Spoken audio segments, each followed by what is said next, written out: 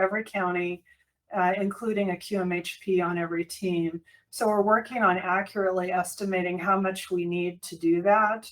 And we're trying to move to more of a firehouse model that is, operate like the firehouse, where you have a team to go out anytime someone needs you. And that just requires a lot of resources. So we're trying to re-estimate that funding because we sure don't have enough right now. Yes. Can I just ask a question on that, Cheryl? So just when you say, every county should have 2 teams minimum, but I mean, just considering different sizes of counties, 900,000 people versus, 2 teams in Multnomah County is very different from 2 teams in a smaller county. And it just seems that funding is being, if there's some formula, like that, if you're determining the budget ask on that it would be based on more on population or some sort of formula rather than like a minimum 2 teams. Yeah, for Multnomah County, I think their estimate came in at 10 teams. So it will definitely be larger. So we're just trying to get to a ballpark, and for a couple of reasons. We're going to piggyback onto OHA's policy option package. We know they're asking for a significant amount of funding to expand the crisis services system. We don't know what that all looks like, but we're hoping some of it is for mobile crisis.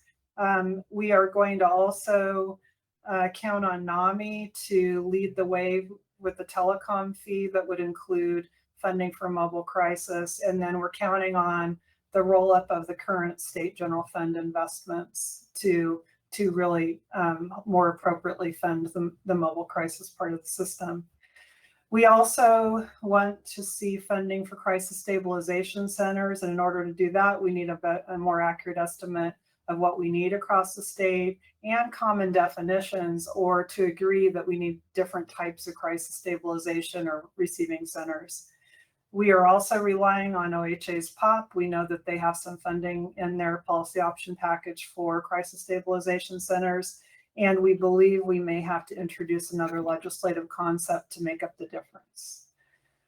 Lastly, on crisis services, and this is more of a county financial assistance agreement issue, the county crisis lines were crossed out of the service element for crisis services, and we advocated to put that back in.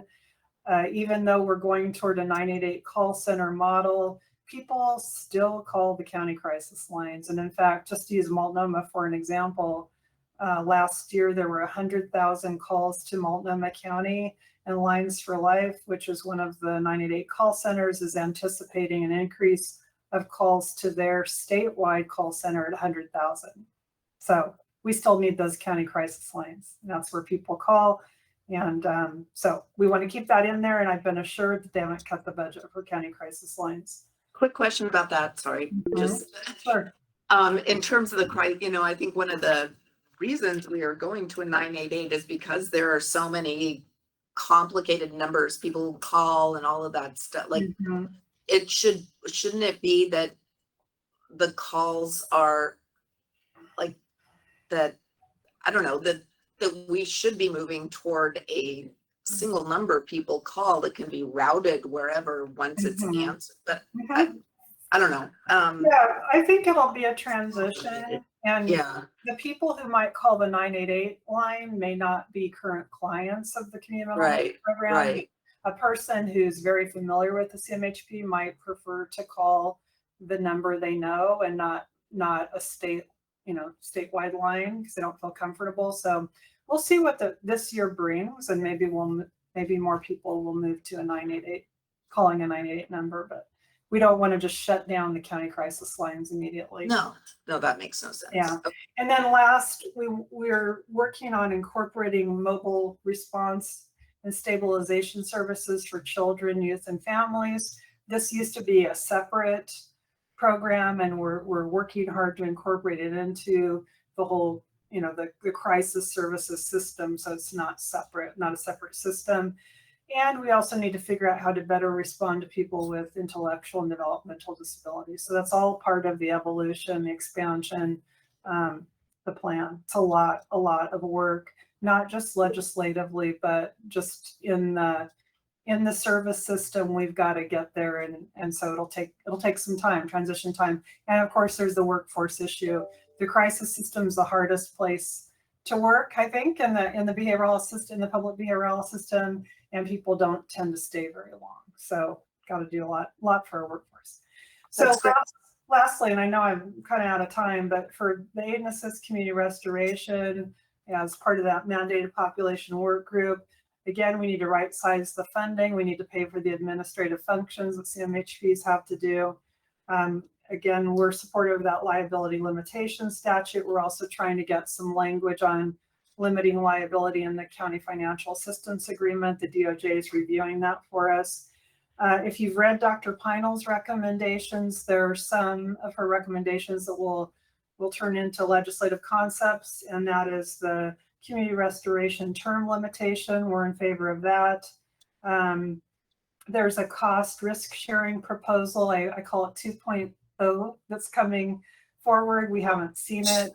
It adds CCOs. We'd like to see it. We want to work with OHA and other stakeholders on creating it, or we're afraid it will have the same result as last session, which was not very positive. And then lastly, there will be more of a manualized community restoration and training, which we're in favor of. So it's more standardized, and that will actually help us right size the funding if we're all having the same, at least a core set of services that we provide in community restoration. So we're in favor of that. I think I'll stop there because we're kind of over time. Well, I saw a couple of questions. Patty and Leanne. Commissioner? Thank you. Just to comment, I know that we're going to probably get to this later, but as I am the Harney County's kind of the opposite of Multnomah County, and I hear minimum two crisis team, all these things are good ideas in concept, and maybe from the majority of the counties, but where the local mental health authority role that we'll be talking about later, making sure that that voice in those decision making and recommendations can have more weight. You know, I can just see where Harney County trying to fulfill what might come down just won't happen. We just don't have the kind of people and staff to make something like that happen, but we can find a way to meet the need with some funding and with some flexibility. So just wanted to say that. Thank you. That's a great. Thanks for saying that. Yes. And Commissioner. Thank you. I appreciate your point, Chair Marin, about having the scaled response available in Multnomah County. I would just urge you to, in a way, to echo what Commissioner Doro has said, that there's adequate funding so that there's baseline capacity all over Oregon, and it's scalable for more populated communities, because I would remind you that it's a fluid population and there's a breakdown everywhere. Thanks. Well, absolutely. That's sort of actually, Commissioner Doro expressed it much better than what I did, than I did. So I absolutely agree with you, Patty. So yes. And that's what we're trying to get to: minimum, baseline funding, and then scale it up. Exactly. Thank you. And did you?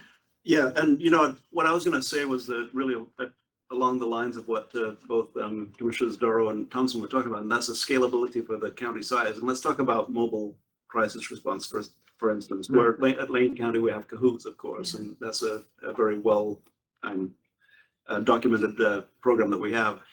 And what we talk about is scaling things to the less resourced counties, and both Commissioner Doro and Commissioner Thompson and I have had conversations about how do you take something that's working in one county and scale it to another county that clearly doesn't have the same resources. We're a mid-sized county. Clackamas is a mid-sized county. Multnomah is a large county. So what are we going to do for the smaller counties? And I think one thing that really is encouraging, particularly regarding mobile crisis, and Alex, I'm glad you're still here. Senator Wyden is going to be in Eugene on Thursday, tomorrow, and he'll be talking about federal attention to mobile crisis, and he'll be looking specifically at the Kahoot model. And I think that Alex, what I've heard is that a part of the discussion is Medicaid billability for mobile crisis That's services. exactly what it is. Yeah. So so we'll be having that conversation tomorrow in Eugene at some level. I just want to say, I didn't go into that level of detail, but we're working with Optimus, an actuary consultant, on costing that all out to figure out what is Medicaid eligible and how much of the funding needs to be dedicated, to Medicaid or from Medicaid, and how much is not Medicaid eligible. So that's all in the mix. We're trying as hard as we can to get the most out of the enhanced FMAP. Thanks to Senator Wyden. Appreciate him. Cheryl, are you looking at, because my understanding is that the stabilization centers may not be covered under Medicaid, and so is your work doing that as well? Yeah, that's another whole piece of the crisis continuum. And yeah, a lot of that is covered by Medicaid, the crisis stabilization centers. That's Okay, why we're thinking we need another LC just to raise the funding for what we need. That seems like it should be covered under Medicaid, but Certain billable services, but not the 24/7 capacity. okay, that's ridiculous. Anyway, okay. And Not coming from a doctor, by the way. oh yeah, no, I mean it's like that's ridiculous. But we Medicaid bill for ERs. I mean, why is this different from that? Problem with parity is my opinion. That's super interesting. That is actually really interesting. So, because that's illegal, isn't it? Anyway, whole other conversation. And well, and I'll say that it isn't a whole other conversation, but it's a conversation that we have to have, and this may be the committee to I think forward this yes, discussion yes. regarding parity of behavioral health services with physical health services, and how behavioral health is shoved under the carpet in so many ways. Well, we can't do that anymore. Yep. Oh my gosh. Here. That's exactly right. So let's put that on the agenda. Or yeah, absolutely. And I see Bobby Green. Yes, thank you.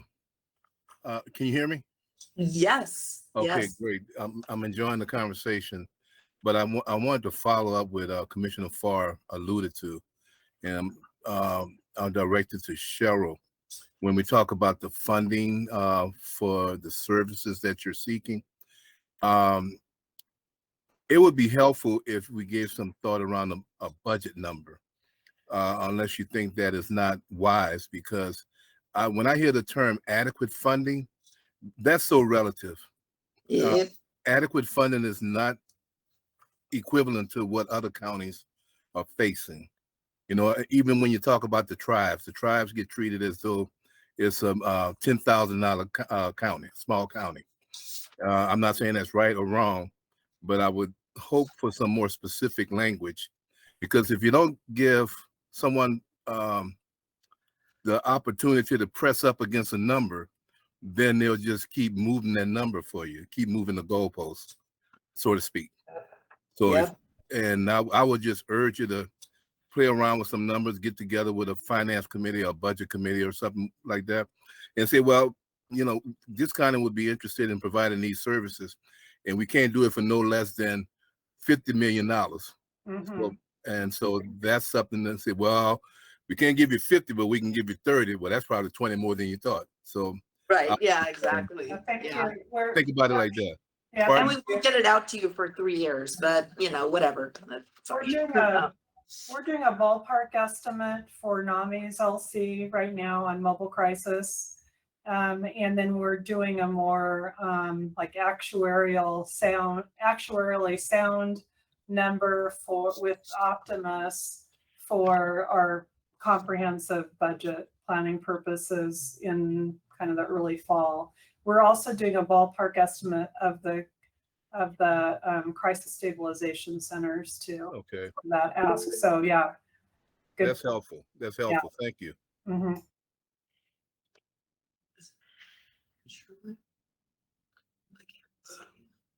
James Williams?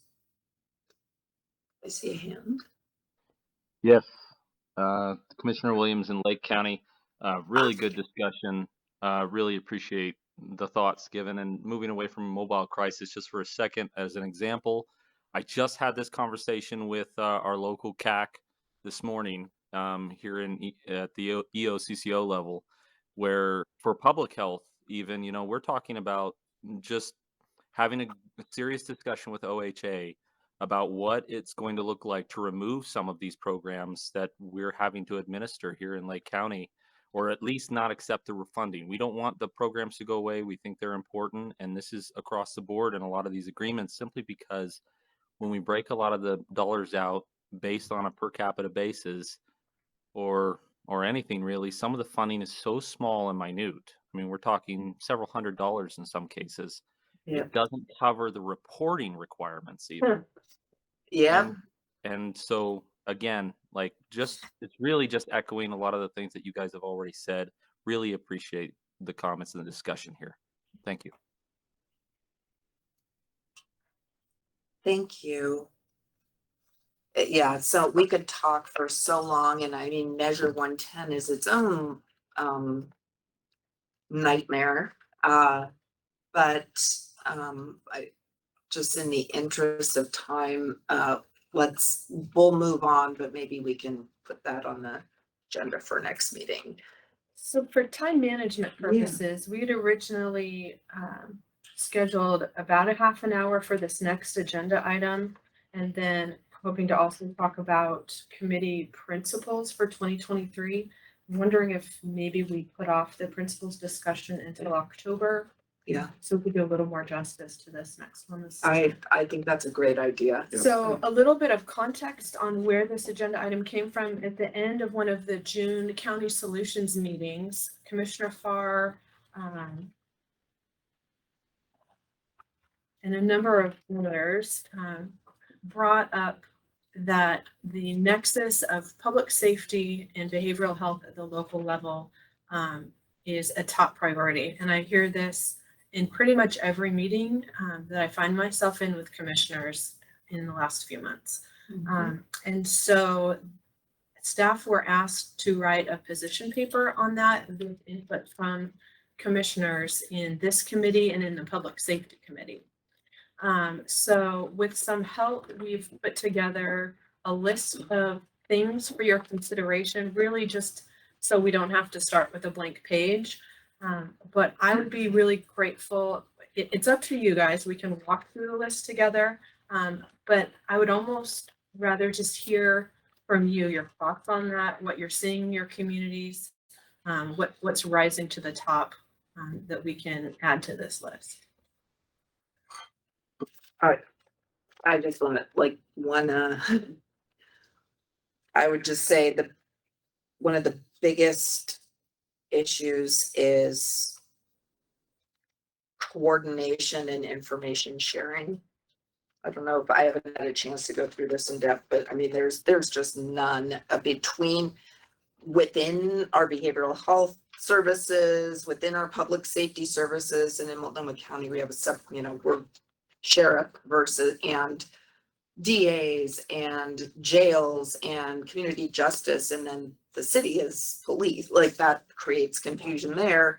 And then between public safety and behavioral health services, and there's often not only no coordination but tension around the best approaches, and so that is a big problem.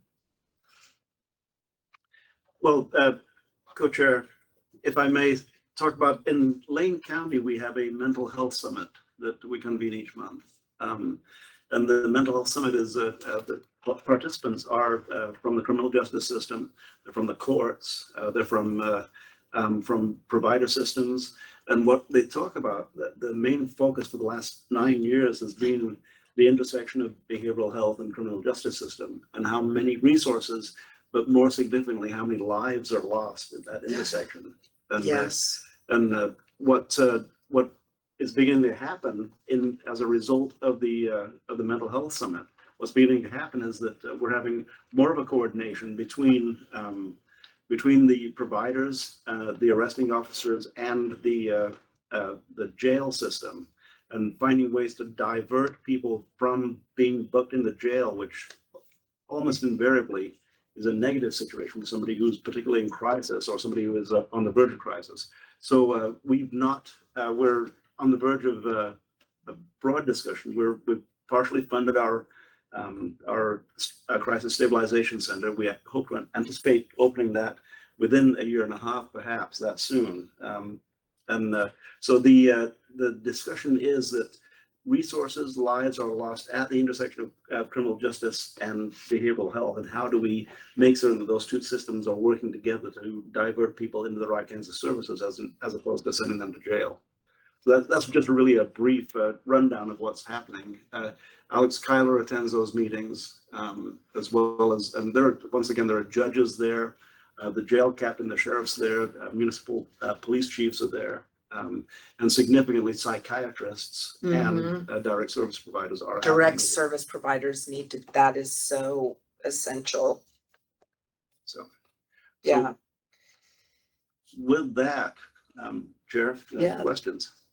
And the other thing I would add is, was there talk about how homelessness plays into this as well? For me, it's a it's a triangle. It's not, it's hard to extricate.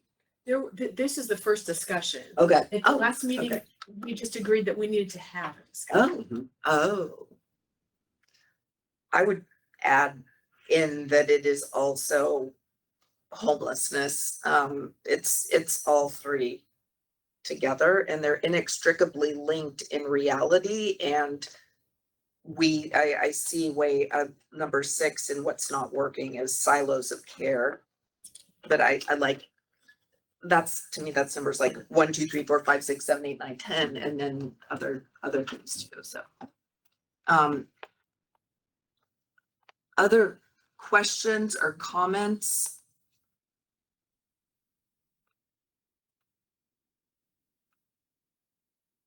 I mean, I have so many, I could just go on, but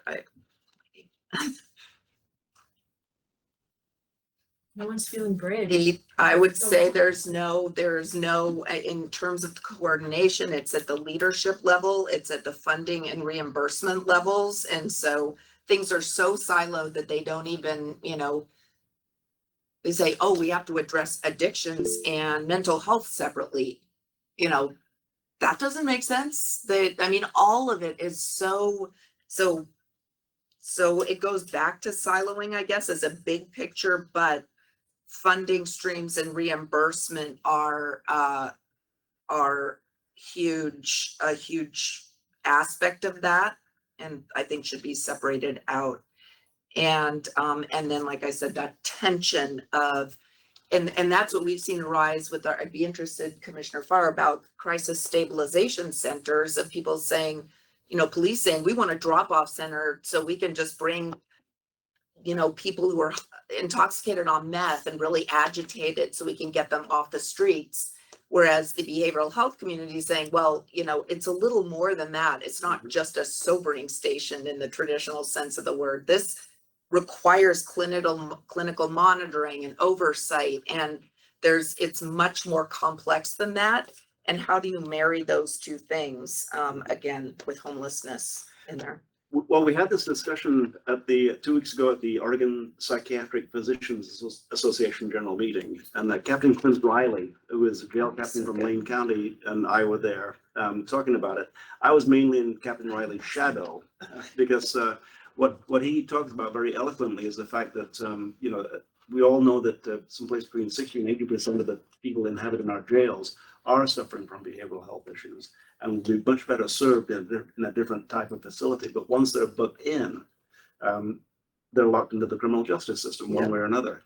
And the issue that we have with the municipal police departments and with sheriff's departments in general is, if they arrest somebody in crisis on the street for criminal behavior, which happens on a regular basis, then they have options of where to take them right now, but the options tend to be either the emergency room or the jail. That's it. Very few places have a crisis stabilization center. In Lane County, we have a 23-hour center, but it's really no different to the emergency room in that what the arresting officer will note is that by the end of his or her shift, the person they took there will be back on the streets, probably exhibiting the same kind of behavior. Whereas if they take them to the jail, at least they know they're not going to be back on the streets during their shift. Well, they may come directly out of the back door of the jail. It's going to take longer for that to happen.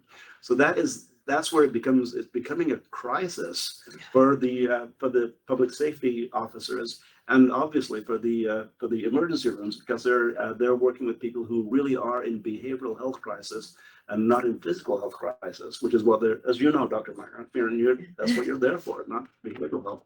So the discussion is robust. It needs to be elevated to a higher level where we're all talking about it and understanding exactly what we can do to alleviate it.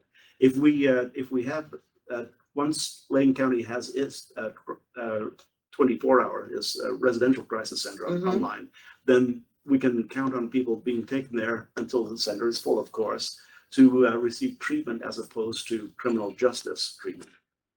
So that's what this is about. No solutions here other than crisis stabilization centers that aren't 23-hour or what arresting officers need, as opposed to taking people to the jail. And then, of course, that's the bigger question of, and then where do they go after the residential center, so, but at least it's a start along that pathway. Exactly. And what do we do about meth at the state level? There's nothing being done about meth at all. And it's and the biggest different beast. thing. It's a completely different beast. It plays into the foster care system, the criminal justice system, homelessness, I mean, everything, healthcare. And so that's meth. I would just put meth as a thing. And there was a quote in the Lund report or OPB that said that, Director Steve Allen will be on with us, but he had mentioned that meth was taking a back seat because there's so much going on, and meth needs to be a driver of the bus or the train or whatever.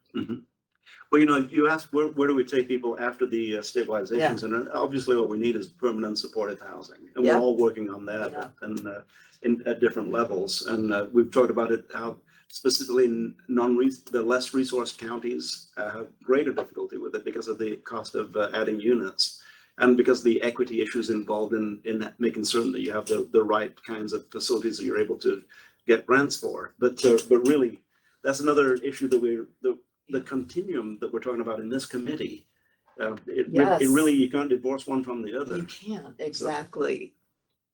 Exactly. The whole thing's going to break down in many ways unless you have the full continuum. And, Doctor, we're not wringing hands here. We're seeking solutions. Exactly. And if the counties will talk about what the issues are in the county and how their jails are responding to it, specifically if your jails are unable to respond to it, at Lane County, a mid-sized county, we are resourced well enough that we have currently 8 full-time FTEs in behavioral health services in the jail. That's what their job is. We contract out for it, but not every county has that. So it's once again, we're not wringing hands. We're looking for solutions. Exactly. And elevating the conversation to a level where everybody's hearing it, where it echoes off the walls, so that whoever is listening, the first thing we talk about is how do we handle criminal justice and behavioral health when they clash. Yep.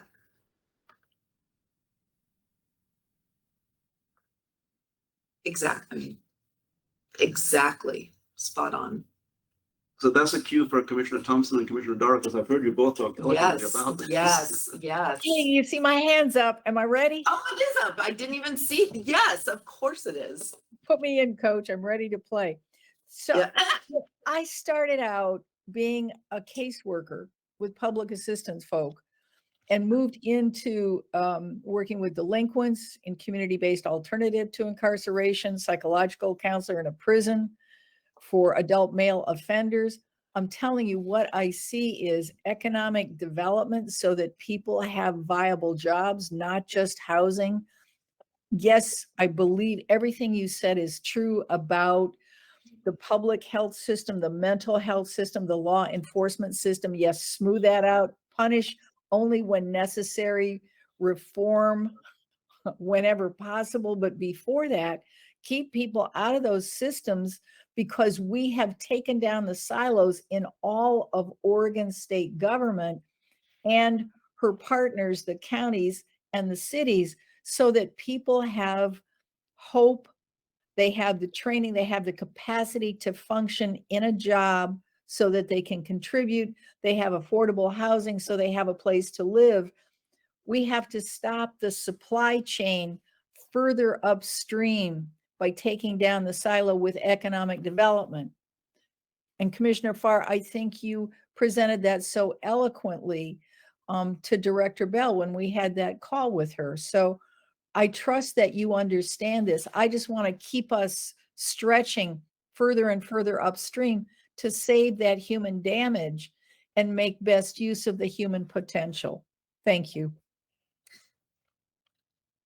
I that is such an important point, and I think it is, we need to figure out how to address the both and, you know, it's a dialectic. It is not one or, because if we don't address the crises, we're just going to spiral downward and we won't be able to address the long term. But similarly, if we don't address the pipeline and upstream, then we're never going to get a handle on the crises. So who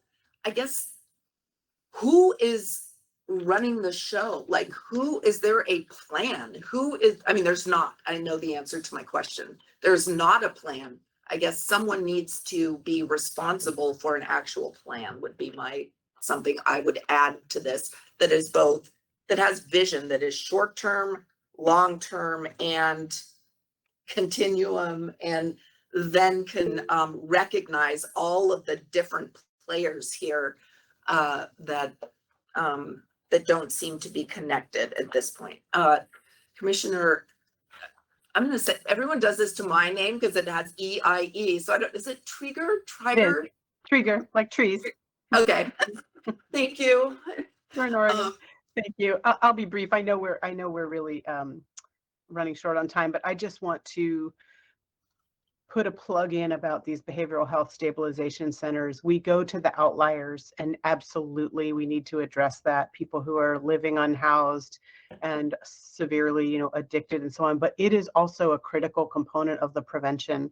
As yes, Chair Myron just said, not everyone experiencing a behavioral health crisis is homeless. Many are housed, and they will lose that housing if they cannot get their mental health stabilized. And we just heard earlier about the need for more nurses. And to me, these behavioral health stabilization centers are part of the physical and mental health parity paradigm. And that communities freak out about where they're going to be located because they're imagining a worst case scenario based on the conditions we have now with a lack of services. And this is like urgent care or a clinic for your mind health. And we have to have people see this as part of the healthcare system addressing behavioral health. We're talking about women who are having postpartum depression and are in a crisis. We're talking about teens. We have one of the highest rates of youth suicide in Lane County, and families have nowhere to bring their kiddos, and no kind of intervention and no place where it feels safe and welcoming and where they know they'll get a warm handoff to the next service that they need to stay stabilized. So absolutely, it's part of that critical, we see the folks on the street evidently, having a psychotic episode, whether that's brought on from drug use or not. But there are literally thousands of people struggling and suffering with behavioral health issues who need these centers too. Bravo, Vice Chair. Yes, that is so. Yeah. Absolutely. Okay, one more 30-second question or comment. Nice. I think that this is such a great, first of all, thank you for this really great sort of encapsulating of a lot of these issues. It really gives a great place to build on and put these together. And it sounds like October is when we are looking to, maybe I was conflating two things. So Michael is not here, but my understanding is that process-wise, hopefully this will also be discussed in a public safety steering committee meeting in the next few weeks. And hopefully we can tie a bow around it at our October meeting so we can start using it to talk to people. Awesome. Great, great. Then can I ask this, we had the joint meeting of the two committees, is that something that we can begin to look at? When is the next time the committee can meet together? Are you talking about putting a bow? I love that, actually. So just a We're thought. on this specifically at a Yes, joint meeting. yeah, Okay. so that's just a thought for that. Yeah, yeah. Okay. Perfect timing. And I saw a couple of, well, no, we're 2 minutes late. I'm so sorry. But I saw that Director Pat Allen was on just a second ago. I saw him on the screen. He may still be there. I'm here. And yay. Well, thank you so much, Director Allen.